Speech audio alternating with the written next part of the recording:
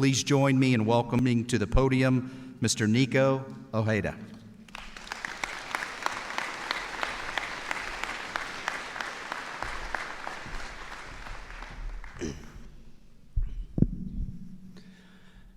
Good afternoon, everyone. Let me be the first to congratulate you on one of many major life achievements to come. You have to celebrate the victories, so today we're going to celebrate. I just got back from Qatar, so in the spirit of the World Cup, I wanted to try something different. So today, when I say class of, I want you guys to chant back 22. Got it? All right, let's give it a whirl. Class of. Now, come on, you guys are graduating. Do better than that. Class of. 22. All right. So we're gonna stay awake. So if my speech gets boring, I may do that just to wake everyone up. For those of you who spaced out during my intro, my name is Nico. Like you, I graduated from Schreiner. I majored in soccer and accumulated a minor in English. It's nice to be back on campus. I see a lot of familiar faces. Dr. Woodall, Dr. Woods, even Darlene Bannister is still here. There's also, it's a little weird because now I have some of my classmates are part of the faculty too. So you get Dr. Miller, Goodwin, Mr. Rossi. But like my bio said, I make a living selling my advice to the federal government. So Schreiner asked me to give the graduating class of. All right, we're going to try that one again. I make my living selling my advice to the government, so Schreiner asked me to give the graduating class of some advice on adulthood.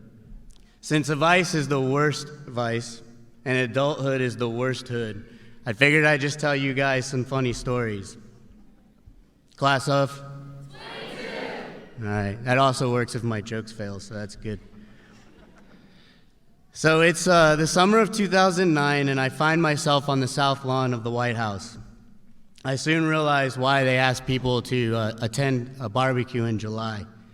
It's extremely hot. It's muggy. I'm in a suit. My boss and I are standing out in the sun baking.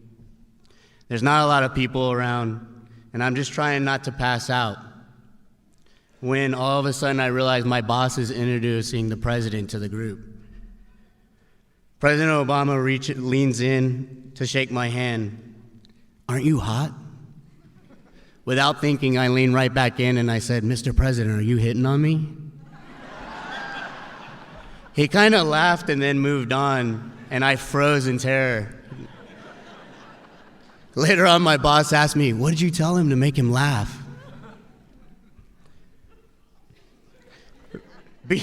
Be yourself. You are who you are. You only get one life to live, so live it.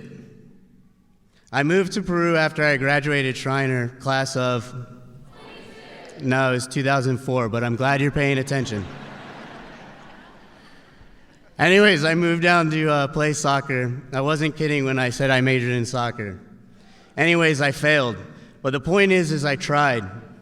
I pushed the envelope. I got uncomfortable. Remember, you only get one life, so live it. Adulthood is hard, and it gets harder as you get older. Enjoy your 20s. Travel, date, be single, explore different jobs. Become a public servant, even if it's only for a few years. Take care not to get lost along the way, and remember where you came from. Don't be an ass. That's important. No one in this world is perfect. Remember that when you receive or are giving constructive feedback, and always be willing to improve.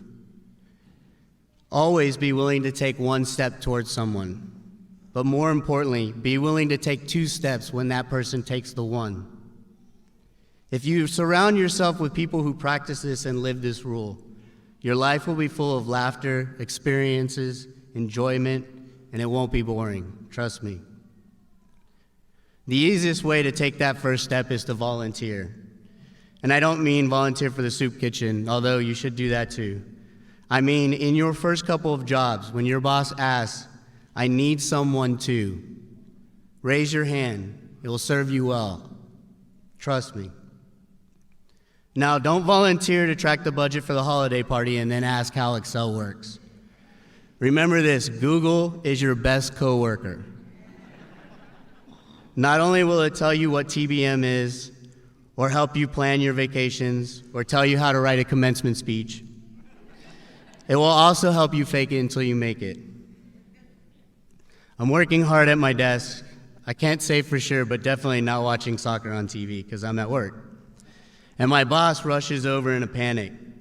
Hey, what do you know about TBM? I'm sure I look confused because he follows up with, you know, technology business management? And I'm like, oh yeah, that TBM. And I'm Googling away. I go, the framework or the taxonomy? And he's like, yeah, that one, come with me. Next thing I know, I'm sitting in front of the director and I'm explaining to them as fast as I can read, as I'm Googling TBM, what it is and how it can help them. He looks at me and he says, good, I need you to spend the next 18 months helping OMB and the federal CIO draft a language for this policy. I spent the next few weeks with my coworker, Google, learning everything I could about TBM. Class of?